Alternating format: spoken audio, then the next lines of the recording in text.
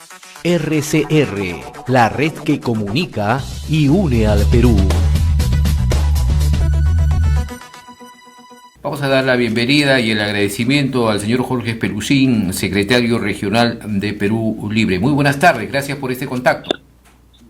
Buenas tardes, señor Lizardo. Es un honor para nosotros participar en este programa representando a nuestra base regional de Cajamarca, de Perú Libre, a la orden de los temas que usted quiera tratar. Así, las gracias reiteradas. Sí, señor Spelucin, este último mensaje del presidente Pedro Castillo el 28 de julio ha sido muy criticada. Algunos dicen que parecía que el presidente estaba dando un mensaje de otro país, ¿no? Porque las razones por las que él ha especificado no estaban de acuerdo a cómo se está llevando precisamente la situación económica en la que vivimos. ¿Cuál es su apreciación respecto, un resumen, por favor, de las cosas básicas de lo que dijo el presidente? ¿Está de acuerdo o ha estado conforme usted con este mensaje?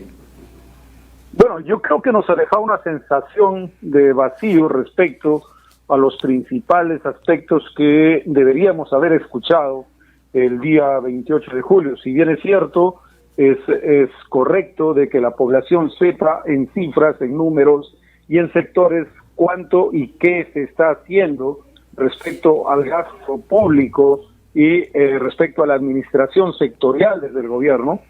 Sin embargo, creo que las condiciones políticas y las relaciones políticas entre el gobierno y el Congreso, entre el gobierno y la oposición política, entre el gobierno y los grupos de poder económico, entre el gobierno y la prensa concentrada del Grupo del Comercio, y vamos también entre el gobierno y el partido político aliado principal desde la campaña política, han marcado una connotación política totalmente sui generis, particular y diferente a cualquier otro contexto político en cualquier gestión anterior. Y eso para nosotros, como base regional Cajamarca, exigía escuchar primero el reconocimiento y la gratitud a los movimientos sociales, a las organizaciones sociales que hemos venido haciendo todo un trabajo de solidaridad y de respaldo con la gestión del presidente Pedro Castillo y con el gobierno, aún cuando hemos tenido serias dificultades en este contacto permanente con el gobierno y con el presidente. En segundo lugar, esperábamos nosotros anuncios no estadísticos, sino anuncios sobre políticas de Estado respecto a la reactivación económica, vinculado a la pequeña y mediana empresa, vinculado a la reactivación económica desde un apoyo directo, con crédito, con transferencia de tecnología, con apoyo sostenible a la agricultura, que es uno de los sectores más vulnerables que tenemos en este momento en el país y que es uno de los sectores que está acusando la crisis por falta de fertilizantes o por el excesivo costo de los fertilizantes producto de la ausencia de la regulación del Estado en este mercado. Por otro lado, también esperábamos anuncios respecto a cuál va a ser la relación definitiva entre el gobierno y la emergencia anunciada para educación, para salud y agricultura como aspectos fundamentales en el proceso de inyección de inversiones, pero no solamente hablando de términos cuantitativos, sino, por ejemplo, los términos cualitativos del modelo educativo que en este momento post-pandémico necesitamos aplicar desde la escuela pública o desde la escuela privada como uno de los aspectos fundamentales para encarar la crisis económica, política y social en la que estamos nosotros desarrollándonos. También esperábamos escuchar un anuncio como política de Estado respecto al nuevo modelo de la administración de la salud en el Perú. Habíamos planteado, no se olviden, de que tanto el MINSA, E-Salud, formaran finalmente un único sistema de salud universal que nos permita, primero, administrar bien los recursos del Estado. Segundo, atender masivamente a los ciudadanos, tanto asegurados como no asegurados o como independientes. Y tercer lugar, que nos permita fiscalizar eficientemente los fondos destinados a este sector para que la eficiencia en el gasto público de salud se convierta en más infraestructura hospitalaria, en más contratación de personal médico, en mejor implementación de los hospitales y también en la llegada y en la cobertura de la atención médica hasta los últimos lugares en las zonas rurales que tanto nos hace falta, tanto en la zona rural, andina, costera y amazónica. Y finalmente también nos hubiese gustado escuchar desde las regiones del interior del país cuál es el compromiso del presidente respecto a la lucha frontal contra la corrupción. Y aquí tenemos que ser bien claros. Nosotros sabemos que gran parte de todo de este ruido político que se viene desarrollando en los últimos meses respecto a los temas de indicios de corrupción de este gobierno tiene que ver con el propósito de la prensa concentrada, de los grupos de poder, de la oposición política del propio gobierno y del presidente, pero también somos conscientes que gran responsabilidad la tiene la misma gestión del gobierno. Entonces esperábamos que se apunte directamente a encarar la corrupción, venga de donde venga, y se exija definitivamente retomar primero el tema del caso Lavajato, que se ha abandonado en la investigación, en la sanción y en la recuperación de los activos que el Perú necesita recuperar. Ahora, señor Pelusín, también una consulta ahí, según lo que usted, para tener una precisión, y le hago esta pregunta porque usted está poniendo también dentro de lo que está argumentando a la prensa, ¿no? Porque el presidente, bueno, si bien es cierto, al inicio de su mensaje fue contundente, se refirió a la prensa que prácticamente no lo dejaba gobernar y también, bueno, a un sector del Congreso, pero ¿usted cree que se hubiera conocido en casi un año, en este tiempo que ya, bueno, ya un año de gobernado el presidente Pedro Castillo, todos estos reportajes que se están dando a conocer vienen por parte de la prensa? Por eso, justamente iba a concluir esta primera participación en donde teníamos que acotar que gran parte de la responsabilidad en esta duda nacional sembrada respecto a supuestos, porque todavía no hay casos sentenciados ni pruebas contundentes, a supuestos indicios de corrupción del gobierno, los tiene realmente el gobierno, ¿verdad? Es parte de la responsabilidad del gobierno. Cuando nos referimos a la prensa, ciertamente, no es que estemos en contra de el proceso de investigación, el proceso de información, el proceso de orientación que tiene como propósito, incluso ético, desde la prensa, sino que nos referimos a esta sistemática desnaturalización de la imagen del presidente, del origen del presidente, de la familia del presidente, de la capacidad del presidente. Es decir, la prensa, cuando hablamos de esta prensa concentrada, hablo de esta prensa que han intentado, y seguramente lo han logrado en muchos casos, desdibujar, burlarse, caricaturizar y minimizar la capacidad humana del presidente. No estamos en contra que la prensa investigue, denuncie, difunda todos los actos que tienen que ver con la corrupción, venga de donde venga, de ninguna manera.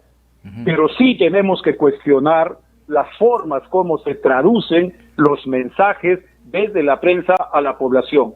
¿Queremos informar la corrupción? Está bien, hay que informar, hay que seguir los caminos y las huellas y los resultados de la corrupción.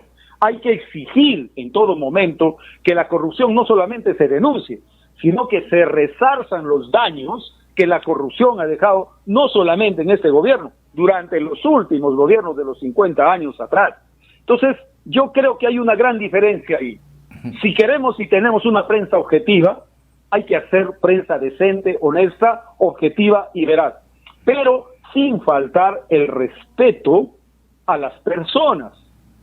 Eso es lo que se cuestiona, de que se haya hecho ver al presidente como si fuera un cholo bruto, un cholo incapaz, un cholo ignorante, que porque es campesino es así, que porque es campesino no puede gobernar o porque es maestro no tiene la capacidad. No, creo que hemos trascendido ese límite del respeto institucional que le debemos a las autoridades, solo con el propósito de desdibujar a una persona que definitivamente tienen el propósito de bajar, de interrumpir el gobierno. Ahora, reitero, como base regional, como partido, jamás estaremos en contra de la investigación periodística que enseña y que ofrece pruebas respecto a cualquier acto de corrupción, pero sí cuestionaremos las formas irrespetuosas de cómo se tratan los temas. Así es. Bien, señor Spelucín, ¿usted piensa que se debería hacer una reestructuración en estos momentos del gabinete? Porque no se ha hablado nada al respecto, ¿no? Hay los trabajos que al parecer pues no han sido muy buenos en este primer año de su gente, de sus ministros. ¿Qué piensa usted al respecto? Definitivamente urge reestructurar no solamente el gabinete, urge reestructurar el gabinete primero, porque hemos visto durante este primer año, y lo decimos en primera persona, una falta de comunicación directa, una falta de interacción directa entre el presidente y su gabinete. Hemos visto ministros que han tomado su propio camino y han asumido sus propios criterios para administrar sectores que deberían estar interconectados con las políticas que el país exige. Hablamos de educación, de salud, de transportes, de vivienda, hablamos de cultura, hablamos de economía. No creo que el Ministerio de Economía haya dado una muestra de conversación y diálogo con los demás sectores, porque si no se hubiesen resuelto los temas de educación, de salud, de fertilizantes, se hubiesen resuelto el tema de conectividad, se hubiesen inaugurado carreteras, puentes y todo lo que necesita la población, y se hubiese inyectado la mayor cantidad de inversión para reactivar la agricultura que tanta falta nos hace. Entonces sí, creo que este primer año, entre la defensa obligada, defensa política, social y pública que ha tenido que hacer el presidente frente a la oposición política, frente al Congreso, frente a la prensa, creo que se ha descuidado esa sintonía diaria, minuto a minuto, que debe tener el presidente con cada uno de sus ministros, con su gabinete. En segundo lugar, pienso que en esta segunda etapa, en este segundo año de gobierno, el presidente tiene que empezar a recapacitar sobre nuestros propios compromisos asumidos. Creo que cada ministro debe ser experto, no debe ser el amigo del presidente, no debe ser el compadre del presidente o el recomendado del amigo del presidente o el recomendado del compadre del presidente. No, creo que el ministro y el equipo ministerial que acompañe cada sector deben ser expertos en los temas que van a tratar, educación, salud y todos ellos. Quiere decir que ha habido mucha incompetencia entonces, se rodeó de incompetentes. Ha habido mucho desatino en la selección y designación de ministros. Producto de la segunda vuelta electoral, definitivamente, en la que se sumaron muchísimas fuerzas políticas, grupos intelectuales, grupos de sectores de investigación, sectores sociales. Este primer año todo el mundo ha reclamado su cuota de poder y a todo el mundo parece que se les ha dado la oportunidad de representar. Pero creo que ya el Perú no merece un segundo año con estas mismas características, y hemos conversado con el compañero presidente, y hemos reflexionado y hemos recapacitado sobre esa posibilidad de que se enrumbe la representación política máxima del Ejecutivo desde una mirada diferente. ¿Qué necesitamos como ministros? En primer lugar, gente honesta. En segundo lugar, gente capacitada para representar al país en los sectores que le corresponden. Y en tercer lugar, gente operativa. Si bien es cierto, en el primer año hemos descentralizado los consejos de ministros, estos han sido solamente la primera etapa. Es como hacer el diagnóstico de lo que el Perú necesita en esta etapa de crisis que vivimos. ¿Qué nos toca ahora? Nos toca poner ministros con zapatillas, con jean y con polo, para que caminen, para que consulten, para que convivan con las comunidades. Yo creo que los ministerios tienen suficientes funcionarios de saco y corbata que llenan todos los días las tarjetas y llenan los escritorios y llenan los comedores de los ministerios. Creo que necesitamos, así es, ponerle el sello del pueblo, como se hacemos llamar a nuestro gobierno, a cada uno de nuestros ministros. Ahora, señor Pelusín, ¿qué le parece a usted ahora estas denuncias lamentables, ¿no? Porque se está involucrando a su entorno más cercano, a su familia, a su esposa, en casos de malos manejos, casos de corrupción. ¿Qué piensa usted al respecto de estas denuncias, de los familiares propios del presidente de la República? Bueno, yo creo, y reitero lo que dije anteriormente, yo creo que hay sectores que están más empeñados en buscar este tipo de incidencias, porque podemos hablar de incidencias, podemos hablar de indicios, mientras no haya una prueba fehaciente, y aquí es como debemos acostumbrarnos a llamar a las cosas. Ciertamente, reitero, estamos en contra de todo tipo de corrupción, venga de quien venga, y creo que el presidente y la familia del presidente deben tener una conducta ejemplar, porque son la familia en donde está puesta la mirada de toda la nación, y no solamente de nuestro país, de Latinoamérica y del mundo con el que convivimos.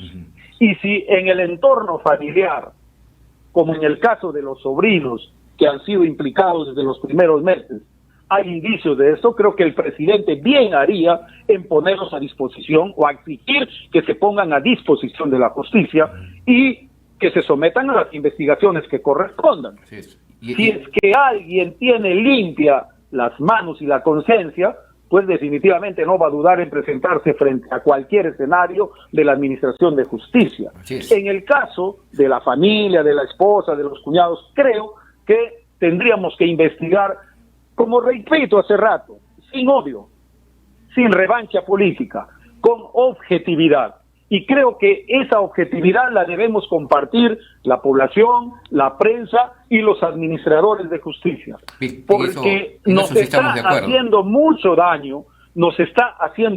daño, el ruido político al país, no al presidente, porque usted sabe que al presidente un juicio político o una votación de 87 votos lo puede dejar fuera de carrera política. Pero tenemos que pensar en el nombre del país, en la potencialidad que tenemos como país, en nuestra soberanía, en nuestra gente, en nuestras generaciones que están testimoniando en este momento la forma como hacemos política. Y creo que sí, el presidente también el día del discurso ha sido enérgico contra un sector de la prensa, queriendo llamar la atención en esa forma. Quizá tenemos un presidente poco comunicativo, poco expresivo o falto de argumentos comunicacionales. Pero yo creo, y pensamos quienes lo conocemos, que tenemos posibilidades de mejorar.